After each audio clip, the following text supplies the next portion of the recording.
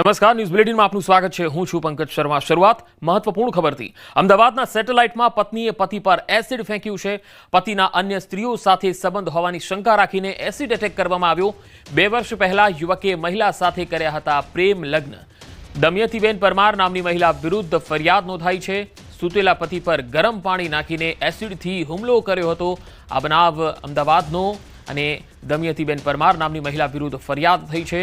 પતિના અન્ય સ્ત્રીઓ સાથે સંબંધ હોવાનો વહેમ રાખી એસિડ એટેક કર્યો।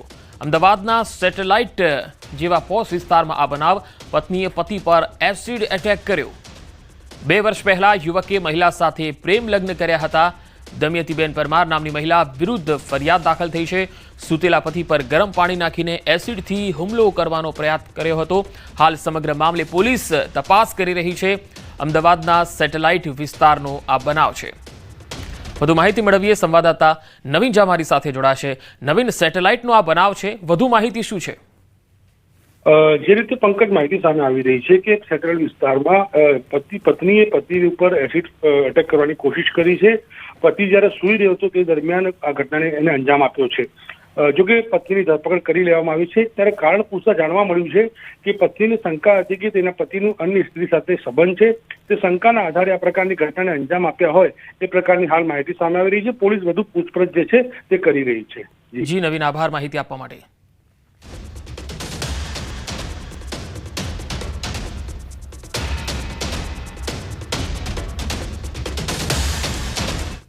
અને હવે વાત ઝેરી હવાની।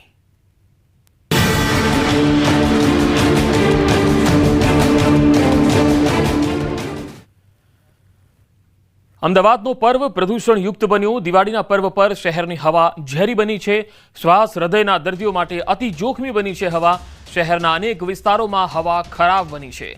દિવાળીમાં ફટાકડા ફોડવાના કારણે અમદાવાદની હવા ઝેરી બની ગઈ છે। અમદાવાદમાં રાત્રે AQI એટલે કે એર ક્વોલિટી ઇન્ડેક્સ 300ને પાર પહોંચી ગયો હતો। એટલે કે હવા ખૂબ જ ખરાબ કન્ડિશનમાં કહેવાય। લોકો માટે જોખમકારક આ હવા બની ગઈ। ફટાકડાના કારણે હવામાં ખૂબ જ પ્રદૂષણ ફેલાયું અને લોકો બહાર ફટાકડા ફોડતા હોય અને ત્યારે તેમના શ્વાસમાં આ હવા જવાના કારણે તકલીફ પડે તેવી સ્થિતિ શહેરમાં જોવા મળી। અમદાવાદના વિવિધ વિસ્તારોમાં એર ક્વોલિટી ઇન્ડેક્સ 200થી ઉપર જ જોવા મળ્યો। શહેરના ચાંદખેડા, નારોલ, બોપલ, શીલજ, સાયન્સ સિટી, ઘાટલોડિયા, થલતેજ સહિતના વિસ્તારોમાં હવા આરોગ્ય માટે જોખમી બની ગઈ હતી।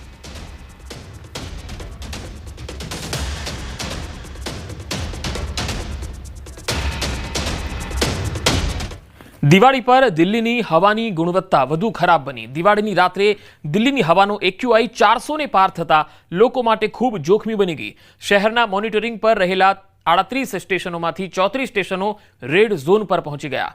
દિલ્હીના વિવિધ વિસ્તારો જેવા કે દ્વારકામાં AQI 417, અશોક વિહારમાં 404, વઝીરપુરમાં 423 અને આનંદ વિહારમાં 404 નોંધાયો હતો।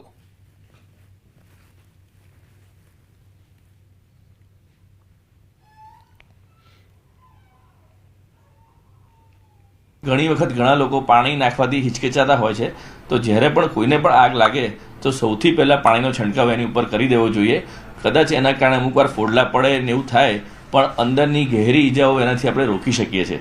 જો તમે કોઈ કોરું કપડું કે કંતાન કે એવું નાખો તો અંદર ડીપ ઇન્જરી થવાની શક્યતા વધારે રહે છે, પણ જ્યારે પાણી નાખો છો તો એ ડીપ ઇન્જરી થવાની શક્યતા ઘટી જાય છે। તો હવાનું પ્રદૂષણ ખૂબ જ વધી ગયું અને દિવાળીના દિવસે ફટાકડા વધારે ફોડવાના કારણે હવા ઝેરી બની ગઈ છે। AQI ખૂબ જ જોખમી બની ગયો છે અને તેના કારણે આવા વિસ્તારોમાં જે શ્વાસ લેવો છે એ પણ જોખમી બની ગયું। અમદાવાદમાં પણ AQI ખૂબ વધ્યો છે। ખાસ કરીને બોપલ અને થલતેજ વિસ્તારમાં સૌથી વધારે હવા ઝેરી બની। દિલ્હી અને મુંબઈમાં પણ આવા જ હાલ જોવા મળ્યા। મોટા શહેરોમાં પણ AQI ખૂબ વધ્યો છે। પુણેમાં પણ AQI વધ્યો છે અને દિવાળીની રાત્રે મોટાભાગના મેટ્રો શહેરોમાં, મોટા શહેરોમાં હવા ઝેરી બની ગઈ હતી। ફટાકડા ફોડવાના કારણે તેમાંથી જે ઝેરી વાયુ અને ધુમાડો પેદા થાય છે તે વાતાવરણમાં ભળે છે અને સ્વચ્છ હવામાનને પ્રદૂષિત કરે છે। તેના કારણે AQI ખૂબ જ વધી જાય છે। એટલે કે હવાની અંદર રહેલું પ્રદૂષણ ખૂબ વધે છે અને જ્યારે તે લિમિટ કરતાં વધારે જોવા મળે છે, એટલે કે 300થી 200ને પાર જાય અને 300ની આસપાસ પહોંચી જાય છે, તો એ અત્યંત જોખમી બની જાય છે। આવા વિસ્તારમાં રહેતા લોકો જે શ્વાસ લેતા હોય છે તેમને શ્વાસન તંત્રના રોગ થવાની પણ સંભાવના રહેતી હોય છે। દિવાળી પર દિલ્હીની હવાની ગુણવત્તા વધુ ખરાબ બની. દિવાળીની રાત્રે દિલ્હીની હવાનો AQI 400 પાર થતા લોકો માટે ખૂબ જોખમી બની. શહેરના મોનિટરિંગ પર રહેલા 38 સ્ટેશનોમાંથી 34 સ્ટેશનો પર રેડ ઝોન હતું. દિલ્હીના વિવિધ વિસ્તારો જેવા કે દ્વારકામાં AQI 417, અશોક વિહારમાં 404, વઝીરપુરમાં 423 અને આનંદ વિહારમાં 404 નોંધાયો હતો.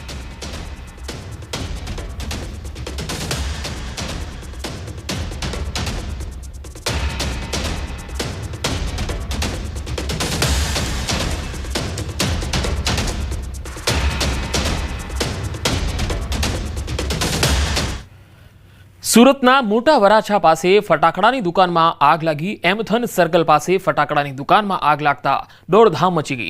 આગની જાણકારી આપતા ફાયર વિભાગ ઘટના સ્થળે પહોંચી ગયું. ફાયર વિભાગે આગ પર કાબુ મેળવી લીધો હતો.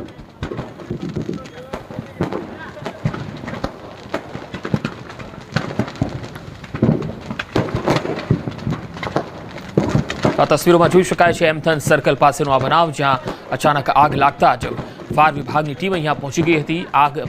આગના કારણે ધુમાડાના ગોટે ગોટા દૂર દૂર સુધી જોવા મળ્યા હતા. ફટાકડાની દુકાન હતી, તેના કારણે આગ ખૂબ જ વિકરાળ બનતી ગઈ અને જે પણ ફટાકડાનો સામાન હતો એ તમામ આગમાં ભસ્મીભૂત થઈ ગયો.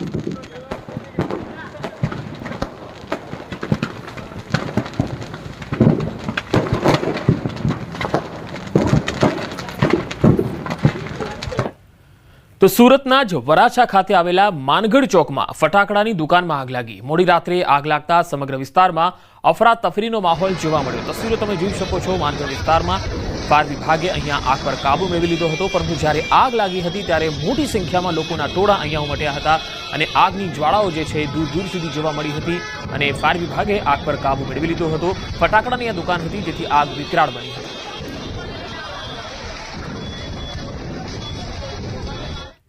કચ્છના અંજારના સતાપરમાં ગૌશાળામાં આગ લાગી ગઈ. ગૌશાળાના ઘાસના ગોડાઉનમાં આગ ફાટી નીકળતા દોડધામ મચી હતી.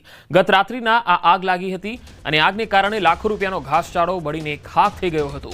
દિવાળીનો પર્વ છે ત્યારે અનેક વિસ્તારોમાં રાજ્યમાં આગના બનાવો બન્યા હતા, કારણ કે ફટાકડા ફોડવાના કારણે, રોકેટ ફોડવાના કારણે આવા રોકેટો એવા વિસ્તારોમાં જઈને પણ પડતા હોય છે જ્યાં ઘાસચારો હોય, ઝૂંપડપટ્ટી વિસ્તાર હોય અથવા તો કચરાના ઢગલા હોય. આવા વિસ્તારોમાં જ્યારે આ રોકેટ પડતા હોય છે, ફટાકડાનો સામાન પડતો હોય છે, ત્યારે એ નાનું તણખલું પણ એ મોટી આગમાં રૂપાંતર થઈ જતું હોય છે.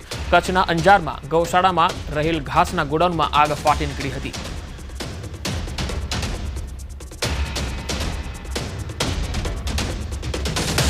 તો ગૌશાળામાં ઘાસના ગોડાઉનમાં આગ ફાટી નીકળી હતી અને આ ફટાકડાના કારણે આગ લાગી. અંજારના સતાપરમાં આવેલ આ ગૌશાળા, જ્યાં ઘાસચારો જે પશુઓ હતા તેમના માટે મૂકવામાં આવેલો હતો, પરંતુ ફટાકડાના કારણે, ત્યાંના તણખાને કારણે એ આખું ઘાસચારો છે એ સળગી ગયો અને તેના કારણે ભારે નુકસાન પણ થયું અને આગ ફાટી નીકળી હતી.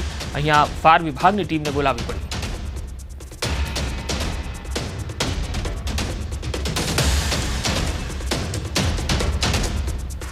અમદાવાદમાં દિવાળીના પર્વ પર ઇમરજન્સી કોલમાં વધારો થયો. ગઈકાલે રાત્રે 5389 કોલ રિસીવ થયા. સામાન્ય દિવસ કરતાં 565 વધુ કોલ્સ આવ્યા. રાજ્યભરમાંથી દાઝી જવાના 56 કોલ આવ્યા. રોડ અકસ્માતના સૌથી વધુ 916 કોલ આવ્યા. તો તબીબોના મતે ફટાકડા ફોડતી વખતે સાવધાની રાખવી ખૂબ જરૂરી છે. તો દિવાળી પર ઇમરજન્સીના કોલ જામનગરમાં અને નવસારીમાં પણ જોવા મળ્યા. નવસારીમાં 4 કેસ જોવા મળ્યા છે. અમદાવાદમાં પણ જોવા મળ્યા. રોડ અકસ્માતના સૌથી વધુ 916 જેટલા કેસો આ જોવા મળ્યા છે દિવાળીના દિવસમાં. દિવાળી પર ઇમરજન્સી કેસ ખૂબ જ સામે આવ્યા છે. અમદાવાદમાં 17 કેસ ઇમરજન્સીના સામે આવ્યા. સુરતમાં 9 કેસ આવ્યા છે. નવસારીમાં 4 આવ્યા. ઘણી વખત ઘણા લોકો પાણી નાખવાથી હિચકિચાતા હોય છે. તો જ્યારે પણ કોઈને પણ આગ લાગે તો સૌથી પહેલાં પાણીનો છંટકાવ એની ઉપર કરી દેવો જોઈએ. કદાચ એના કારણે અમુક વાર ફોડલા પડે ને એવું થાય, પણ અંદરની ગહેરી ઈજાઓ એનાથી આપણે રોકી શકીએ છીએ. જો તમે કોઈ કોરું કપડું કે કંદાન કે એવું નાખો તો અંદર ડીપ ઇન્જરી થવાની શક્યતા વધારે રહે છે, પણ જ્યારે પાણી નાખો છો તો એ ડીપ ઇન્જરી થવાની શક્યતા ઘટી જાય છે. રાજકોટના ધોરાજીમાં આવેલા મહાલક્ષ્મી મંદિરનો દિવાળી પર્વમાં હોય છે ખાસ વૈભવ. ધોરાજી શહેરમાં અંદાજે 400 વર્ષ પહેલા રજવાડાના સમયમાં એક મુસ્લિમ ઘાંચી જ્ઞાતિના વ્યક્તિને રાત્રિના સપનામાં હિન્દુ દેવી જેના હાથમાં કમળ હતું એ આવ્યા હતા અને ત્યારબાદ તેમણે તેમના મૌલવીઓને વાત કરી હિન્દુ વિદ્વાનોને મળતા સ્વપ્નમાં આવતા દેવી શ્રી મહાલક્ષ્મીજી છે એવું નક્કી થયું અને ત્યારબાદ એ જગ્યાએ મહાલક્ષ્મીજી મંદિરની સ્થાપના થઈ. આ મંદિરમાં દિવાળીના તહેવાર પર વિશેષ પૂજા અને ઉત્સવ થાય છે, જેને લઈને દર દિવાળીએ લાખો શ્રદ્ધાળુ આ મંદિરે દર્શનાર્થે આવે છે, પોતાની મનોકામના પૂરી કરે છે. આ મંદિરની વિશેષતા એ છે કે આ મૂર્તિ છે એ સ્વયંભૂ મૂર્તિ છે. આ મૂર્તિ અને આખા ગુજરાતમાં ધોરાજી અને સિદ્ધપુર પાટણ 2 જગ્યાએ આ મૂર્તિ આવેલી છે. બીજું કે આ મંદિર નવરાત્રીમાં ધ્યાનપૂર્વક દર્શન કરવામાં આવે એટલે મૂર્તિના 3 સ્વરૂપ તમે માનસિક રીતે વિચારીએ એટલે 3 સ્વરૂપ દેખાય. સવારમાં નાના બાળક જેવું સ્વરૂપ હોય, બપોરે યુવાન સ્ત્રી જેવું હોય અને સાંજે ઘરડી ડોસી જેવું હોય. આ મંદિરની વિશેષતા છે. આ મહાલક્ષ્મી મંદિર 400 વર્ષ જૂનું છે અને શાસ્ત્રો કહે છે કે જે મંદિર 100 વર્ષથી વધારે જૂનું હોય અને શાસ્ત્રો અનુસાર એના પૂજા વિધાન થતા હોય એ મંદિરની અંદર દેવી દેવતાઓ અંશાત્મક રૂપે વાસ કરે છે. તો આ મંદિરની અંદર માતાજીની ત્રિગુણાત્મિક શક્તિ બિરાજમાન છે. અંબાજીમાં, મહાલક્ષ્મીમાં અને મહાકાળીમાં. તો આ ત્રિગુણાત્મિક સ્વરૂપ મનુષ્યોના આદિ વ્યાધિ ઉપાધિ જે પણ પ્રશ્નો હોય એનું નિરાકરણ કરે છે અને ભક્તો અહીંયા શ્રદ્ધા લઈને આવે છે અને મા લક્ષ્મી, મા અંબાજી, મહાકાળી એમની જેવી મનોકામના હોય એ પૂર્ણ કરે છે. મહાલક્ષ્મી મંદિરે આવ્યા પછી બહુ સરસ વાતાવરણ હોય છે અને આ મંદિરે આવવાથી ખૂબ જ મનને શાંતિ મળે છે. અમે લોકો વર્ષોથી દર્શન કરવા આવીએ છીએ. દિવાળીના પર્વ પર પોરબંદરમાંથી દારૂની હેરાફેરી ઝડપાઈ. એલસીબીએ 810 પેટી વિદેશી દારૂ ભરેલ ટ્રક સાથે ડ્રાઈવરને પકડી પાડ્યો. રાજકોટ પોરબંદર નેશનલ હાઈવે પર ટ્રકને ચેક કરતા પશુ આહાર રાજદાણના બાચકાની આડમાં દારૂની હેરાફેરી ઝડપાઈ હતી. દારૂનો જથ્થો અને ટ્રક સહિત 1.38 કરોડનો મુદ્દામાલ અને સાથે ડ્રાઈવરની ધરપકડ કરી લેવાઈ છે. સાથે જ ટ્રક માલિક રાજુ અમરા કોડિયાતરના કહેવાથી દારૂનો જથ્થો મોકલનાર સહિત 3 આરોપીઓ સામે કુતિયાણા પોલીસ સ્ટેશનમાં પ્રોહિબિશન એક્ટ હેઠળ ગુનો નોંધાયો છે.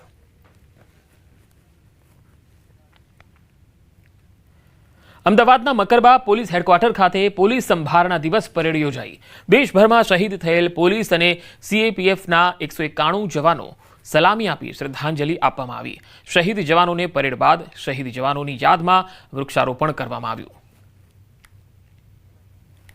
તો પોલીસ સંભારણા દિવસ પરેડ યોજવામાં આવી હતી. અમદાવાદના મકરબા ખાતે પોલીસ ગ્રાઉન્ડ ખાતે આ સંભારણા દિવસ પરેડ યોજાઈ હતી. પોલીસ હેડક્વાર્ટર ખાતે અહીંયા મોટી સંખ્યામાં પોલીસના ઉચ્ચ અધિકારીઓ પણ હાજર રહ્યા. દેશભરમાં શહીદ થયેલા પોલીસ અને સીએપીએફના 191 જવાનોને સલામી આપવામાં આવી, શ્રદ્ધાંજલિ આપવામાં આવી. શહીદ જવાનોને પરેડ બાદ તેમની યાદમાં વૃક્ષારોપણ કરાયું. આ બલિદાનની યાદગીરીમાં છે અને આ વર્ષે ટોટલ 191 લોકો દેશની સેવામાં શહીદ થયા છે. આ શહીદોને શ્રદ્ધાંજલિ આપવા માટે આ પોલીસ કમેમોરેશન ડેની ઉજવણી કરવામાં આવે છે. આજના દિવસે તમામ ધારાસભ્ય અને અમારા તમામ ડીવાયએસપી અને જિલ્લાની પોલીસ ફોર્સ અહીંયા હાજર રહીને ટોટલ 191 શહીદો જે જુદા જુદા સ્ટેટ્સ અને જુદી જુદી સીએપીએફમાં ફરજ દરમિયાન શહીદ થયા છે એને તમામને શ્રદ્ધાંજલિ આપવામાં આવી. પોલીસ સ્મૃતિ દિવસ પર પ્રધાનમંત્રી નરેન્દ્ર મોદીનો સંદેશ. પીએમ મોદીએ ટ્વીટ કરી સંદેશ પાઠવ્યો. પોલીસ સ્મૃતિ દિવસ પર તેમણે ટ્વીટ કર્યું કે આપણે આપણા પોલીસ કર્મીઓની હિંમતને સલામ કરીએ છીએ અને ફરજ બજાવતા તેમના સર્વોચ્ચ બલિદાનને યાદ કરીએ છીએ. તેમનું અતૂટ સમર્પણ આપણા રાષ્ટ્ર અને લોકોને સુરક્ષિત રાખે છે. કટોકટી અને જરૂરિયાતના સમયમાં તેમની બહાદુરી અને પ્રતિબદ્ધતા પ્રશંસનીય છે.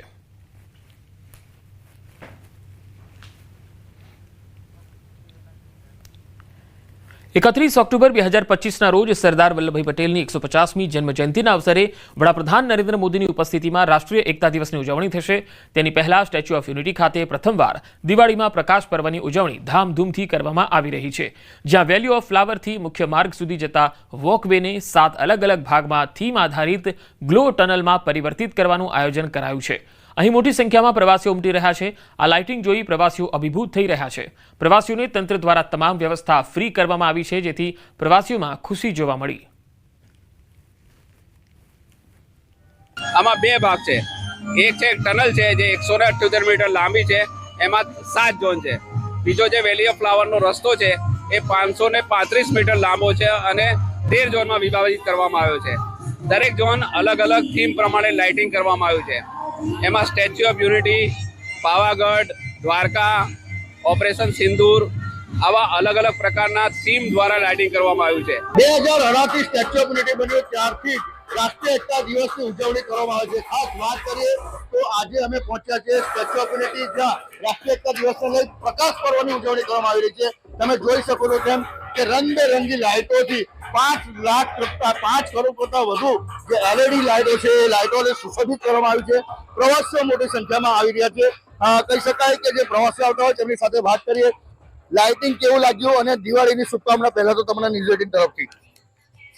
Happy Diwali all. અહીંયા અમે સ્ટેચ્યુ ઓફ યુનિટી પર આવ્યા અને ખરેખર અહીંયાનું જે લાઇટનિંગ જોઈને એવું લાગે છે કે અમે વિદેશમાં આવી ગયા હોય અને અહીંયા જ ખરેખર દિવાળી દેખાઈ રહી છે. આવી દિવાળી અમે ક્યારેય નથી જોઈ અને આવી લાઇટનિંગ પણ અમે ક્યારેય નથી જોઈ. અત્યારે 2025માં જે આ અહીંયા સ્ટેચ્યુ ઓફ યુનિટી ઉપર પ્રકાશ પર્વ જે ચાલી રહ્યો છે, તો જાણે આમ આપણે વિદેશમાં ફરતા હોય એવું લાગે છે. અહીંની લાઇટિંગ ને બધું બહુ જ જોવાલાયક છે. અચૂક બધા અહીંની મુલાકાત લો. પ્રવાસીઓ છે એ મોટી સંખ્યામાં આવી રહ્યા છે. કહી શકાય કે જે શનિ રવિ ના જે વેકેશન છે, શનિ રવિની વેકેશનમાં લગભગ એક દિવસમાં 5 લાખથી વધુ પ્રવાસીઓ અહીં મુલાકાત લઈ ચૂક્યા છે. એટલે હાલ તો જે નર્મદા જિલ્લાના સ્ટેચ્યુ ઓફ યુનિટી દેશ વિદેશમાં પ્રચલિત થયું છે, ત્યારે હાલ દિવાળીની પ્રકાશ પર્વની ઉજવણીમાં જે લાઇટિંગ કરી છે જેને જોવા માટે પ્રવાસીઓ મોટી સંખ્યામાં ઉમટી રહ્યા છે. દીપક પટેલ, ન્યૂઝ 18 ગુજરાતી, નર્મદા. સમાચારોમાં હાલ રોકાઈશું એક વિરામ માટે.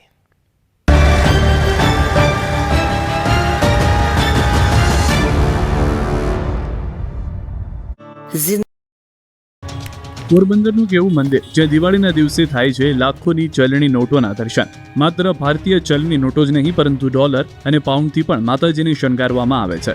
વાત છે પોરબંદરવાસીઓના આસ્થાનું કેન્દ્ર ગણાતા 195 વર્ષ જૂના એકમાત્ર મહાલક્ષ્મીજીના મંદિરની, જ્યાં દર વર્ષની જેમ આ વર્ષે પણ દિવાળીએ 1-2 નહીં પરંતુ 55 લાખ, 1000 અને 500 રૂપિયાની ચલણી નોટો શોભા દર્શન માટે મૂક્યા છે.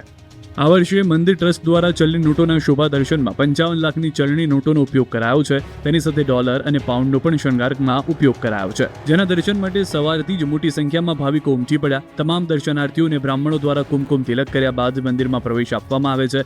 તમામ દર્શનાર્થી બહેનોને દર વર્ષની પરંપરા મુજબ આ વખતે પણ પ્રસાદી રૂપે કમળ તેમજ કંકુ આપવામાં આવ્યું હતું. દિવાળી એટલે પ્રકાશનો પર્વ. દિવાળીના દિવસે સૌ લક્ષ્મી પૂજન કરી ધંધા રોજગાર સારા ચાલે તે હેતુથી ઈશ્વર પાસે પ્રાર્થના કરતા હોય છે. પરંતુ જૂનાગઢમાં એક એવો પરિવાર રહે છે જે લક્ષ્મી પૂજન કરવાને બદલે ગૃહલક્ષ્મી એટલે કે ઘરની તમામ મહિલાઓનું પૂજન કરી ઈશ્વર પાસે પ્રાર્થના કરે છે અને ઘરની સ્ત્રીઓને સાક્ષાત લક્ષ્મીનો અવતાર માને છે. જૂનાગઢના રાજકીય અગ્રણી ગિરીશ કોટેચાના પરિવાર દ્વારા છેલ્લા 40 વર્ષથી દિવાળી દિવસે ઘરની સ્ત્રીઓનું પૂજન કરવામાં આવે છે. દિવાળીના દિવસે ઘરની મહિલાઓને બાજોટ ઉપર બેસાડી જેવી રીતે ભગવાનની આરતી ઉતારે છે. સામાન્ય રીતે દિવાળી ઉપર વેપારીઓ અને ગૃહસ્થો ચોપડાની લક્ષ્મી પૂજન કરતા હોય છે, પરંતુ ગિરીશભાઈનો પરિવાર વેપારી હોવા છતાં ક્યારેય ચોપડા પૂજન કરતા નથી. તેના બદલે તે ઘરની મહિલાની પૂજા કરે છે. આમ તો દિવાળીના દિવસે લક્ષ્મી પૂજનનું મહત્વ છે, ત્યારે સાચી લક્ષ્મી ઘરની પુત્રવધુ જ કહેવાય તે આ પરિવારે સાબિત કર્યું છે.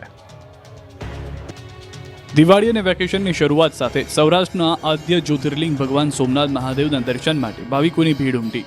સોમનાથ મહાદેવના દર્શનથી પોતાની દિવાળીનું પુણ્ય આરંભ કરવા માટે દેશના વિવિધ રાજ્યોમાંથી હજારો ભાવિકો સોમનાથ ધામે પહોંચ્યા. વહેલી સવારથી જ મંદિર પરિસરમાં લાંબી કતારો જોવા મળી રહી છે. ભાવિકો જય સોમનાથના ગુંજતા જયકારા સાથે દાદાના દર્શન કરી ધન્યતા અનુભવી રહ્યા છે. સોમનાથ મંદિર ટ્રસ્ટ દ્વારા અગાઉથી જ વિશેષ વ્યવસ્થા કરાઈ છે.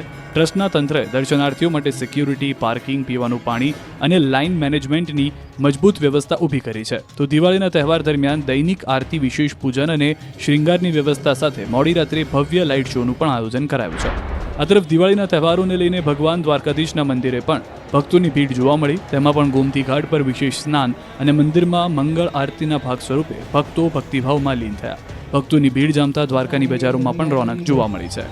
દ્વારકામાં યાત્રિકોની વધતી અવરજવરથી શહેરના હોટલ, રેસ્ટોરન્ટ અને ટ્રાવેલ ઉદ્યોગને વેગ મળ્યો. પ્રસાદ વેચનારથી લઈ રિક્ષા ચાલકો સુધીના નાના વેપારીઓ પણ કમાણીથી ખુશ છે. વર્ષોથી યાત્રિકો પર આધારિત દ્વારકા નગરીને આ દિવાળી પણ ફળી રહી છે. રંગીલા રાજકોટનું એક ગામ છે પેંડા માટે જાણીતું. પેંડા નામ સાંભળતા જ મોઢામાં પાણી આવી જાય છે. રાજકોટ જિલ્લાનું દેવકી ગાલોડ ગામ પણ પેંડા માટે જાણીતું છે. આ ગામમાં એક કે બે નહીં પરંતુ 60થી વધુ પેંડાની દુકાનો આવેલી છે. અહીં બનતા પેંડા અને થાબડી લોકો દેશ વિદેશમાં પણ મંગાવે છે. અહીંના પેંડા દેશી પદ્ધતિથી લાકડાના ભઠ્ઠામાં પકાવવામાં આવે છે, જેથી તેનો સ્વાદ વધારે હોય છે તેવું પેંડાના વેપારીઓનું માનવું છે. તહેવારોમાં તો પેંડાની માંગ બમણી થઈ જતી હોય છે. અહીંના પેંડા એટલા પ્રખ્યાત છે કે લોકો સ્પેશિયલ પેંડા ખરીદવા માટે ગામમાં આવે છે. અહીં કેસર પેંડા, દૂધના પેંડા, માવાના પેંડા જેવા ઘણા પ્રકારના પેંડા બને છે. આ ગામ 40 વર્ષથી ખાસ પેંડા માટે પ્રખ્યાત છે. ખાસ વાત એ છે કે અહીંના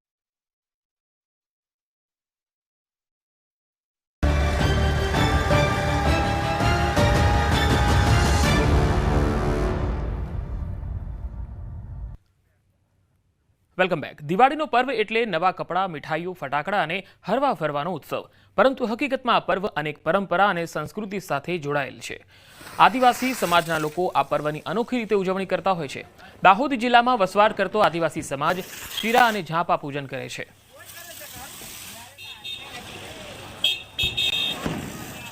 દિવાળીના દિવસે આદિવાસી લોકોમાં એવી માનતા છે કે દરેક ઘરના ઝાંપાનું પૂજન કરવાથી પિતૃઓની આત્માને શાંતિ મળે છે. એટલું જ નહીં, ઝાંપાની પૂજા વિધિ કર્યા બાદ તમામ ઘરની આગળ નૈવેદ્ય પણ ધરાવવામાં આવે છે. આદિવાસી સમાજના લોકો હવનમાં 5 અથવા 7 નારિયેળની આહુતિ આપે છે. ખાસ કરીને એક નારિયેળ વર્ષ દરમિયાન ખાડામાં રાખવામાં આવે છે, જેનું સ્થાન આવતા વર્ષે બદલવામાં આવશે.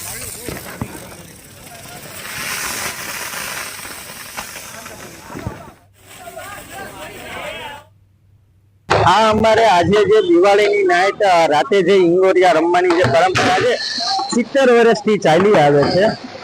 ને અહીંયા પેલા અમે 10 વર્ષ હવે કોકડાથી ચાલુ કર્યું છે, ઈંગોરિયાથી રમવાનું બંધ થઈ ગયું છે. ને આ અત્યારે જે રમત રમાય છે એનાથી કોઈ દી જાનહાની કોઈને થતી નથી, થઈ નથી. ને આ અમારી પરંપરામાં બહુ બધા બહાર ગામથી નહીં જોવા આવે છે, જેમ કે રાજકોટ છે, અમદાવાદ છે, મુંબઈ છે, દિલ્હી છે, ત્યાંથી કલકત્તાથી પણ જોવા આવે છે. અમે 80 વર્ષથી આ કોકડાની ગેમ રમીએ છીએ. અમે અત્યારે રમીએ છીએ, અમારા પપ્પા રમતા, અમારા દાદા પણ આ રમતા. આમાં આવું નિર્દોષ ગેમ છે અને અમે એટલા ઉત્સાહથી રમીએ છીએ, અમને બહુ મજા આવે છે. અને આમાં નહીં જાનહાની કોઈ પણ જાતની થતી નથી. આમાં તો આદિવાસી સમાજ શીરા પૂજનનું પણ વિશેષ મહત્વ હોય છે. દિવાળી અને નવા વર્ષની શરૂઆત પહેલા કુટુંબના તમામ સભ્યો પૂર્વજોના આશીર્વાદ માટે એકત્ર થાય છે. શીરા પૂજનમાં પૂર્વજોની યાદમાં શીરા પર નામ લખીને પૂજા કરવામાં આવે છે. આ વિધિ દરમિયાન પરિવારના સભ્યો ઢોલ અને નગારા સાથે ઉજવણી કરે છે.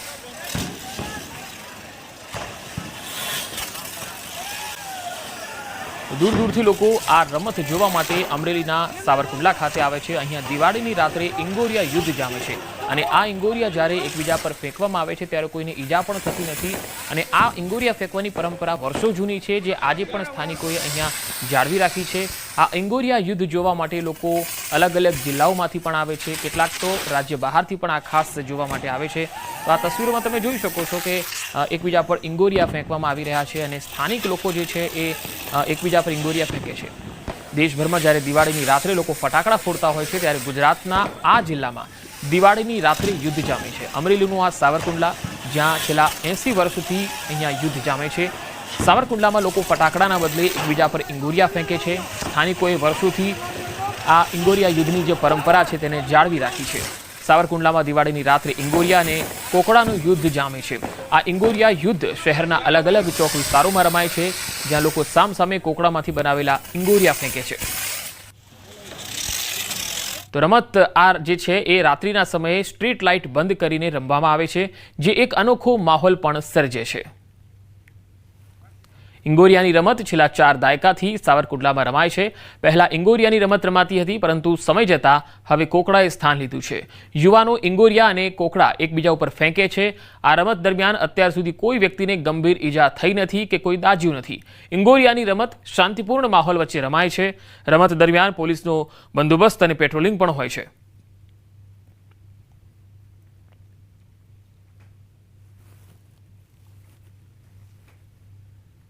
અમે પુના મહારાષ્ટ્રથી આવ્યા છે. દર વર્ષે અમને ઉત્સાહ હોય છે કે ક્યારે દિવાળી આવે. દિવાળીમાં અમને અહીંયા સાવરકુંડલા ગામ, અમારું સાવરકુંડલા છે, અમને આવવાનો ઉત્સાહ ઘણો હોય છે. અહીંયા પ્રશાસનની પણ વ્યવસ્થા ઘણી સારી હોય છે, ફાયર બ્રિગેડની સારી, બધાનો સહકારી હોય છે અને આ જોવાનો એક ઉત્સાહ જ અલગ હોય છે. અહીંયા સાવરકુંડલામાં આવવાનો એક ઉત્સાહ અમારે બહુ ગમે છે. અમને આવું તો સાવરકુંડલાનો આ વિસ્તાર છે જ્યાં અત્યારે દિવાળીની રાત્રે ઇંગોરિયા યુદ્ધ જામે છે.